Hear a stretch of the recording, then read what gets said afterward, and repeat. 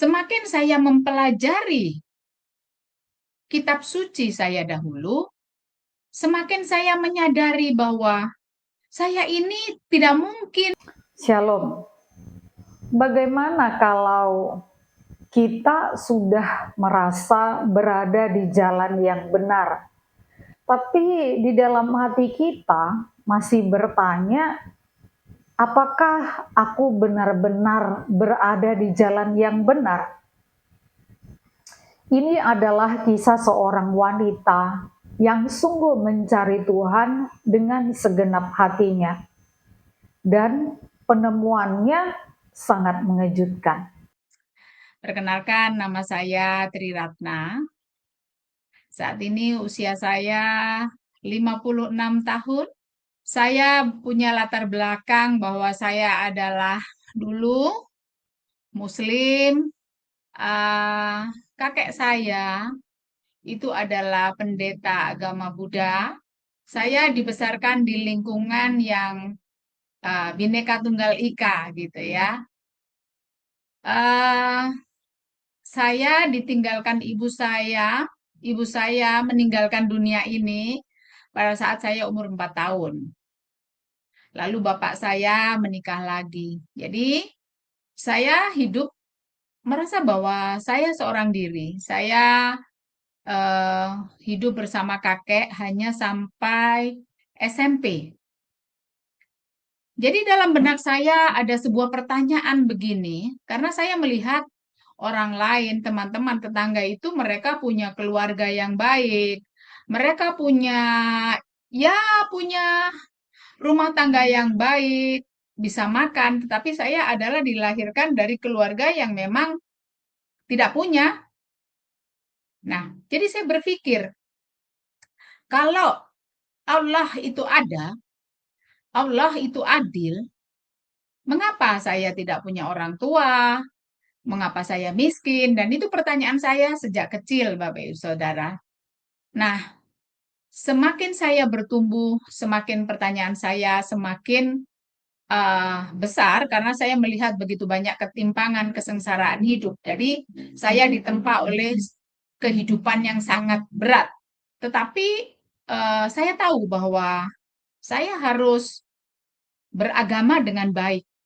Karena bagi saya, agama itu adalah tuntunan kita untuk kita menjadi pribadi yang saleh dan kita pada akhirnya nanti akan bertemu dengan Allah. Nah, sampai SMA pun saya masuk ke SMA sekolah Muslim ya, Muhammadiyah gitu. Semakin saya mempelajari kitab suci saya dahulu, semakin saya menyadari bahwa saya ini tidak mungkin masuk sorga. Dan ketakutan terbesar saya adalah bahwa saya akan ada di neraka. Karena saya tahu dosa saya sedemikian besarnya. Dan satu hal adalah bahwa begini teman-teman Bapak Ibu Saudara ya, kalau tetangga saya atau siapapun itu meninggal, saya 1 minggu saya pasti tidak bisa tidur. Saya membayangkan begitu ya, bagaimana nanti saya akan mengalami siksa kubur, bagaimana amal pahala saya ditimbang gitu ya. Wah, bagaimana saya membayangkan bahwa kalau kita mau masuk surga itu betapa sulitnya, seperti rambut dibelah 7, setajam pedang, kita harus menginjak itu, jembatan Shiratal Mustaqim. Wah, semakin dalam saya memikirkan itu, semakin saya tidak bisa tidur. Karena pemahaman saya tahu saya sangat-sangat berdosa begitu. Jadi, pada akhirnya ada sebuah pengajaran yang memang sangat mengena di hati saya. Bagaimana kalau berjihad? Dan saya mulai memasuki pengajian-pengajian yang begitu radikal, bahkan sampai pada waktu itu saya pun mengharamkan sesama muslim. Kalau tidak sama dengan saya, itu haram buat saya. Saya harus mencari sebuah kesucian, sebuah kemurnian dengan cara dan kekuatan saya datang ke pengajian-pengajian, belajar Al-Quran tersendiri. Tetapi semakin lama saya mempelajari, saya kok hati saya tuh nggak ada ketenangan. Nah, akhirnya saya pindah dari kota saya, kota kelahiran saya pindah ke provinsi lain. Nah, di provinsi ini, di kota yang baru ini, saya tergabung dengan eh, garis keras. Mulailah bergabung dengan anak-anak muda yang memang faktanya itu dididik untuk berlatih silat, untuk mempertahankan diri, dan di sana memang diadakan untuk menjadi calon-calon laskar. Nah, semakin saya dalam belajar, semakin saya mempelajari itu, saya semakin di dalam diri saya itu hampa. Bukannya saya dekat dengan Allah, tapi saya tahu semakin ada ketakutan tersendiri begitu. Jadi saya semakin bingung, ditambah kehidupan saya sangat sangat tidak baik gitu. Nah, sampai satu hari saya memutuskan untuk saya berpuasa. Sungguh-sungguh saya berpuasa, sungguh-sungguh saya berdoa, sungguh-sungguh saya sujud mencari Allah yang benar. Sekian lama saya berpuasa, sampai pada waktu itu saya memulai salat tahajud. Pada hari pertama, Bapak Ibu Saudara, saya selesai lakukan semua salat saya pada tahiyat akhir. Alhamdulillahirabbil alamin. Semuanya selesai.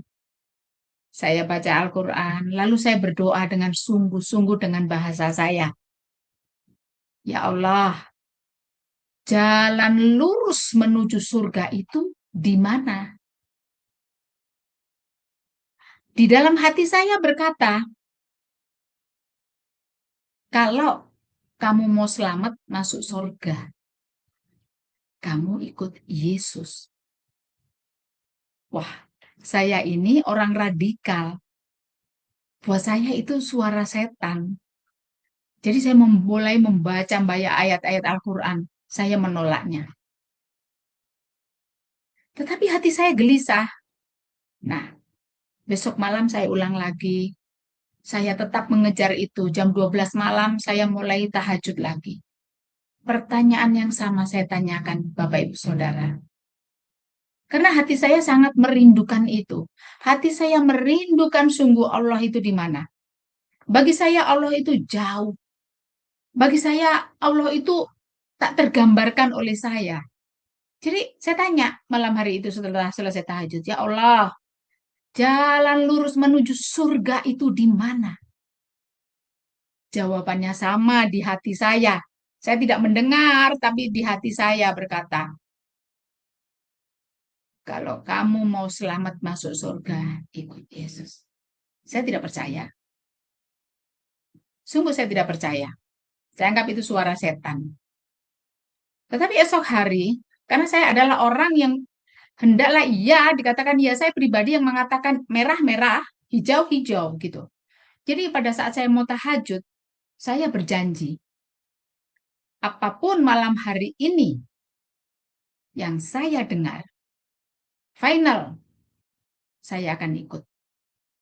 Nah, dengan air mata Bapak Ibu Saudara, karena saya sangat merindukan itu, saya bertanya kembali, ya Allah, jalan lurus menuju surga itu di mana? Teman-teman, Bapak Ibu Saudara, dari hati saya, suara itu seperti uh,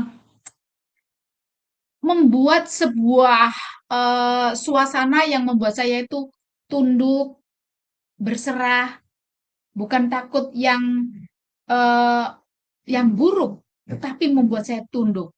Suara itu dengan keras di hati saya berkata, ikut Yesus. Akhirnya saya lipat mukena, saya lipat kitab suci, saya berdiri, saya tantang. Hai Yesus, kalau memang Engkau Allah, buktikan sama saya. Dan saya tidak tidur malam hari itu sampai pagi, saya merenungkan itu. Lalu saya punya teman Kristen, saya menelepon dia. Saya telepon untuk saya dipertemukan dengan seorang pendeta. Nah, pada saat saya bertemu dengan pendeta, Bapak Ibu Saudara, saya punya sebuah rahasia yang itu saya simpan di dalam hidup saya. Bagi saya, tidak layak orang tahu, yang tahu hanya Allah saja. Dan saya tidak pernah berkata kepada siapapun. Tetapi pada saat saya bertemu dengan Bapak Pendeta ini, baru pertama kali, Bapak Pendeta ini berkisah, bercerita tentang seseorang. Tetapi yang diceritakan itu, menurut saya itu adalah sebuah rahasia yang saya simpan. Nah, saya kebingungan. Lalu di hati saya itu berdialog, Bapak Ibu Saudara. Allahnya Bapak Pendeta itu kan Yesus. Saya simpan rahasia saya ini kan ke Allah. Kenapa Bapak Pendeta itu menceritakan kisah hidup saya? Walaupun itu kisahnya orang lain menurut Pak Pendeta. Lalu saya menyimpulkan, dialog di hati saya ini menyimpulkan bahwa Yesus itu maha tahu. Dan di detik itu saya tahu Yesus membuktikan bahwa dia Allah buat saya. Buat dia Allah yang sanggup. Maka hari itu saya berkata, Bapak Pendeta, hari ini juga saya ikut Yesus. Kisah ini bukan hanya sekedar tentang perjalanan seseorang, tapi tentang keberanian untuk mencari dengan sungguh-sungguh. Dan mungkin pertanyaan yang sama juga pernah muncul dalam hati kita. Apakah aku benar-benar berada di jalan yang benar? Firman Tuhan berkata, carilah maka kamu akan mendapat. Dan setiap orang yang sungguh mencari tidak akan kembali dengan sia-sia. Tuhan memberkati.